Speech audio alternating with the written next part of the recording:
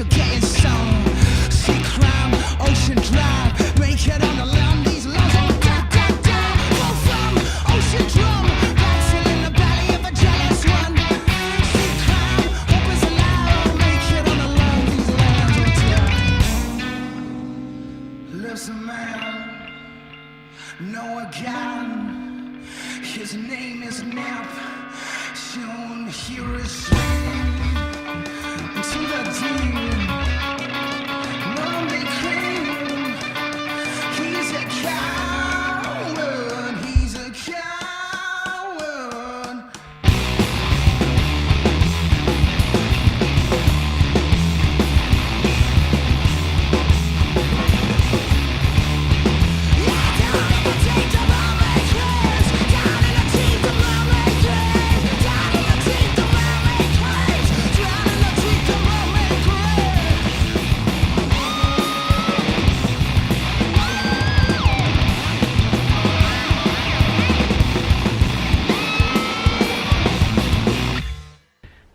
Hello, welcome to the APW. I'm here with Alex from Diet Sig, and we're going to go through a little bit of a rig rundown with her. Alex, what guitar are you using on today's session? I use this. It's like a weird copy of a Gibson L6S, and there's actually no name on the headstock. And I found out it's because Gibson sued Ibanez, I think, for making these copies, and they had to sell them off to department stores and take the names off of them. And so this is like literally $100 like weird crappy copy that I love so much more than like the real version. Nice. I bought it on Craigslist, and it's my special magic guitar. I love it. Oh, amazing. And do you have any other guitars for the tour? On this one I don't, because we were flying over here, but I normally play a modded telly that has like a humbucker and a Strat neck. Mm-hmm. It's kind of like this Frankenstein guitar Noah threw together before a tour once because he didn't have one, and it stayed together, and it's like so trusty and like always has the perfect tone, and it's just like the kind of thing that will never break. It's like the ultimate backup. Cool. Right, and what pedals are we using today? So what we got here? So I have a tube screamer that is in the start of my chain, and it's kind of just, it's like my clean tone. I don't use it as an overdrive. It kind of adds a little compression and fuzz to my clean. Mm-hmm. And I have this Halo chorus that I just got, and I'm kind of still figuring it out, but I love it, and I use it for kind of like our dreamy, like quiet songs. Uh-huh. And I'm still figuring out where I need a chorus in my life, but Yeah. I love it. And then this is my trusty, I think it's a full tone, full drive 2. Mm-hmm. And it has a boost on it that's like so clutch. I love it. It's like my holy grail. If I needed one pedal for the rest of my life, it would be this pedal. And I use this constantly. Were you using these on the album?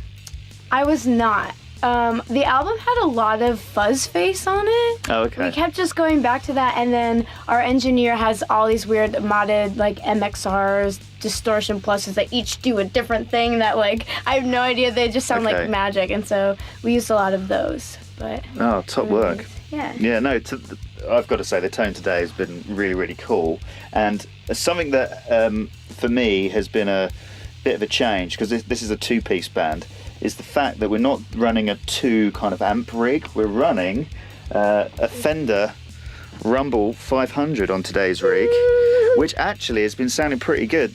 Now, was this a conscious decision, or what would you normally run on tour? I know obviously things are kind of stripped back a little bit. Yeah, but- typically I would run 3 amps. I would have a Bassman 100 with a 115 cab. Yeah. That's like my big main amp, and then I have 2 like other amps, like it's like a Music Man 112 50, and then a smaller Bassman head with a 212 cab. Mm-hmm. And so I run all 3 of those at once to kind of give that big sound, but also like still have the highs from the smaller amps, and then like have the big like bursting like tone from like the big Bassman 100. But on this tour, I actually came across this amp accidentally. I rented an amp and it just didn't work. Yeah. And so this is the bass amp of the band, the Spook School that we're touring with, and it's a 115, and I'm realizing like it was so much better than any like Fender Twin I was about to rent.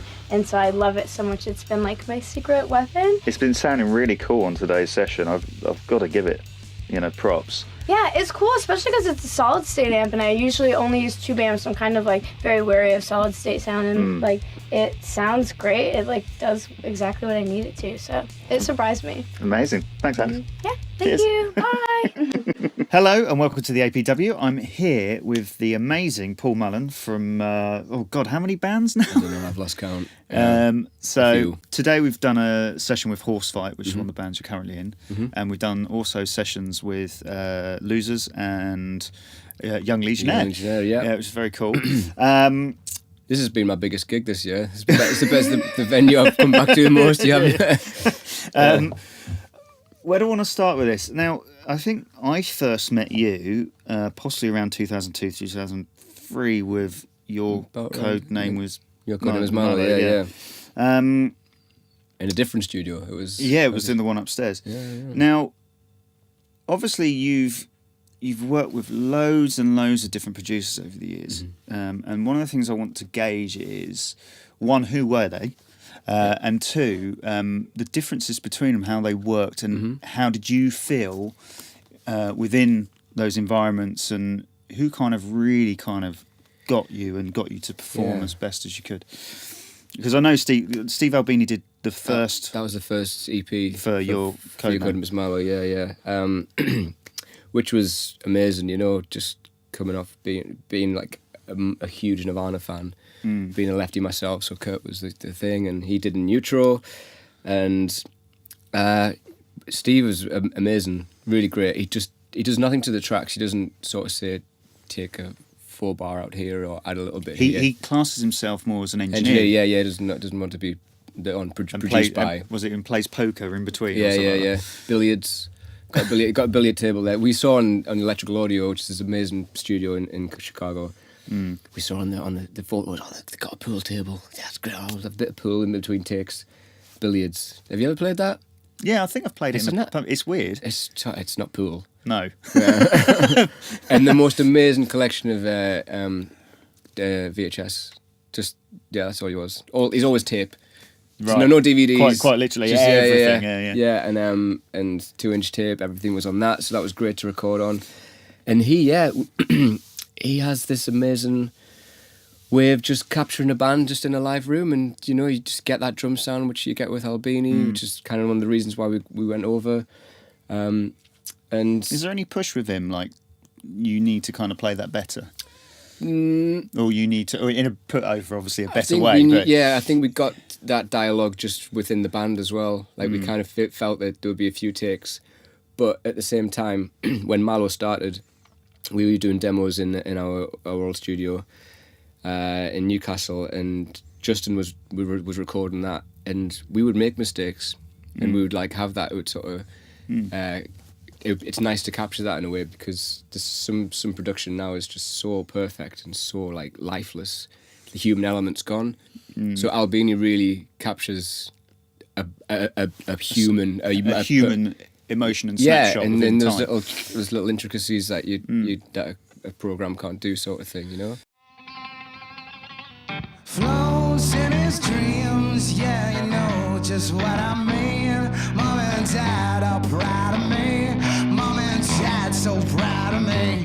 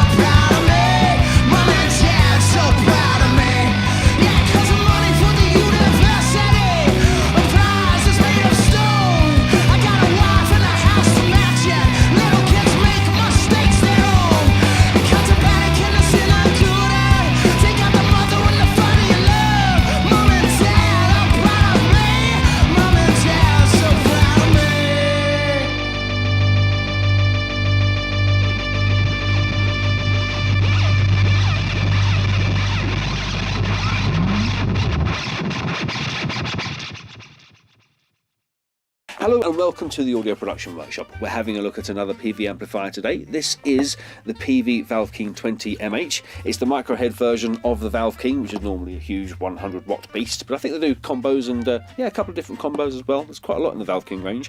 This is the little studio head, 2 channels with a gain boost, which affects both channels, which is kind of nice. The clean and lead channels both share a global master volume and also a global vary class feature, which takes the amplifier from a sort of class A, bit more of a vintage sound, sort of extra valvey, if you can imagine that, over to the class B, which tightens up things and it gives you a more modern sound, which can sound cleaner, can also sound more aggressive depending on how you set the amplifier, so that's quite cool. Let's listen to that on the amplifier's clean channel.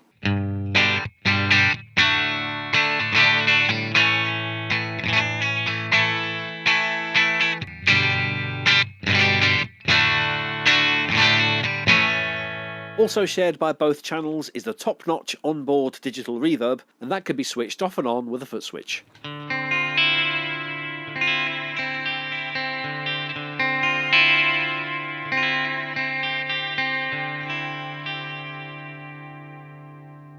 There's also an effects loop, which is foot switch controllable.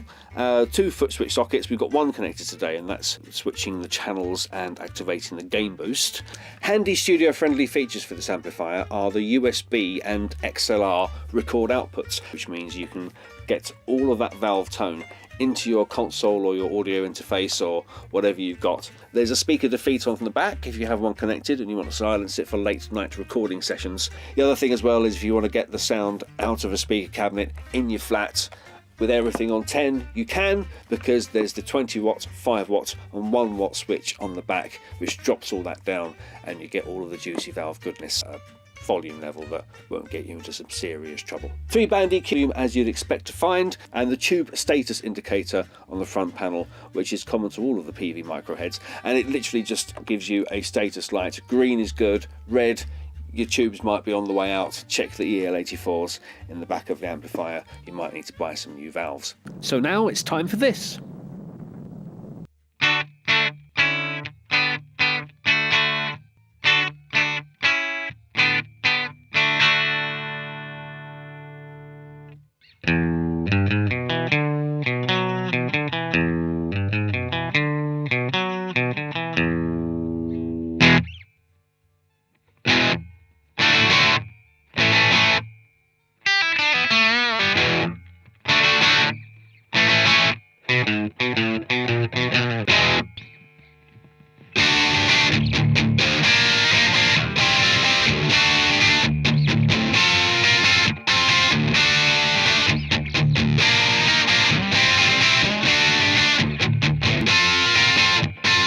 So there you go, the Peavey Valveking 20MH. Some amazing features, amazing tones, 20 watts, certainly loud enough to gig, and it's 525 quid. That's really reasonable for this kind of amp. The great thing about it is you can get that volume out on stage, and there are silent options and headphone socket if you want some late night jamming at home in your room. Like our page and subscribe, because soon we'll be reviewing the Peavey Classic 20 Paul Mullen used in today's Horsefight session.